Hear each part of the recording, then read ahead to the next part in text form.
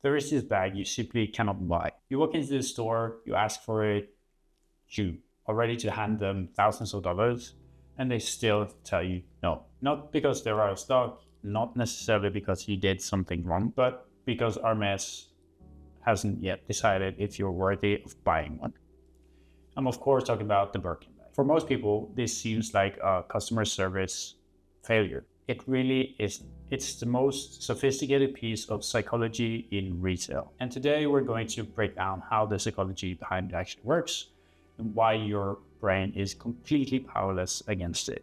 Let's start with the most basic principle, scarcity. Your brain has a biological response to things that are rare. It goes back millennia when scarcity meant danger. If food was running out, you needed to get more food. If something was rare, it was probably valuable. We're not living on a savanna anymore, but that same wiring is still inside us. Psychologists call this principle reactance. The moment you're told you can have something, your desire for it intensifies. Not slightly, but dramatically. In one famous study, researchers gave people a cookie from a jar. Half got it from a full jar, and half got it from a nearly empty one. The people who got the cookie from the almost empty jar rated it as way more delicious, even though the cookies were identical. Simple reasoning behind this is that scarcity rewrites the value we assign to things. Of course, Hermès didn't just stumble into this. They have engineered this process to the finest details. Every Birkin bag produced is scarce by design.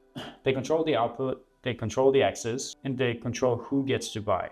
And by doing so, they control and increase the desire for their product. But of course, scarcity is only half the story. If it's unattainable, unachievable, at some point, people will just fall off and not be interested anymore. There is this psychological phenomenon called the endowment effect. The moment you feel ownership over something, even before you actually own it or buy it, you value it more than an objective observer would. So what Hermès actually does is when you're on the waiting list and go through the entire process of buying more stuff from Hermès to get your allocation to buy the product you actually want, is that you start imagining yourself owning the product. You picture the moment you actually get the call from Hermès and say, we have something that might interest you, or we have the exact bag that you're looking for. And you tell your friends, it's finally happening. You mentally own it before it actually arrives. So by the time the bag is actually in your hands and you own it, you're already in love with the product. You've already decided that it's worth more than the price tag says. The reason is you're emotionally bought in for months and sometimes even years to get this product. So the waitlist isn't a logistics issue. Hermès could solve that pretty quickly. It's a psychological investment engine. So the longer you wait, the more you actually want it. And the more you want it, the more you actually pay for it. And the more you pay, the more you'll defend anyone who questions the price of it. Now, here is where it gets really interesting, because it's just not about the bag. It's about what the bag says about you. Again, we talk about identity a lot on this channel. Social proof is one of the oldest and most powerful forces in decision making. We look at others to figure out what we should want. If everyone wants something, it must be worth wanting.